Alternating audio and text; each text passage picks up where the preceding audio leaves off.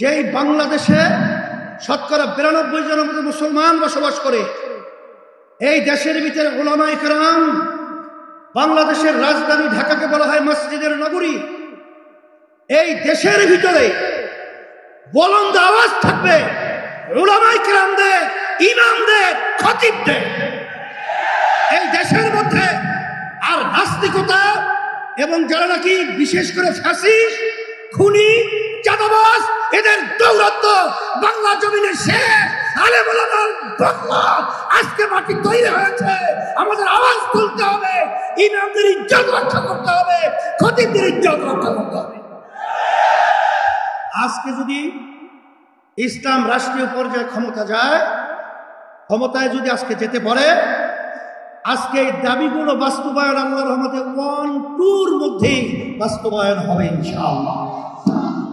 আর আমি যেটা লক্ষ্য করেছি, যদি আজকে আমরা একতাবদ্ধ হয়ে ইসলামের আওয়াজকে আমরা বুলন্দ করতে পারি, তাইলে বিগত দিনে আমাদেরকে যারা বারবার বোকা পেয়ে ধোঁকা দিয়ে আমাদেরকে ক্ষমতার সিঁড়ি হিসেবে ব্যবহার করে, বারবার ওরা যে আমাদেরকে নিয়ে যে অপমান অপদস্থ করেছেন, আলেম ওলামাদেরকে, ইমামদেরকে কিভাবে নির্মমভাবে বিভিন্ন কেস, মামলা, হয়রানি, গুম, খুন, এটা আল্লাহর রহমতে আর দেখতে হবে না।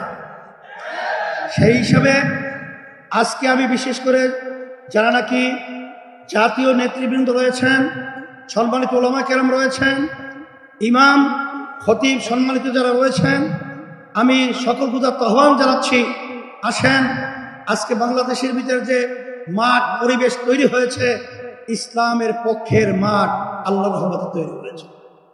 সেটাকে আমরা বাস্তবায়নের জন্য আমি সকল পূজার আহ্বান জানিয়ে, আর এত সুন্দর একটা জাতীয় মানের প্রোগ্রাম আপনারা করায় আপনাদের সকলকে আমি ধন্যবাদ জানাচ্ছি। আমিও আপনাদের সাথে আল্লাহ যেন কবুল করেন, খাদেম হিসাবে আপনাদের এই দাবিগুলো বাস্তবায়নের জন্য আল্লাহর রহমতে আমরা চেষ্টা করব। আল্লাহ কবুল করুন।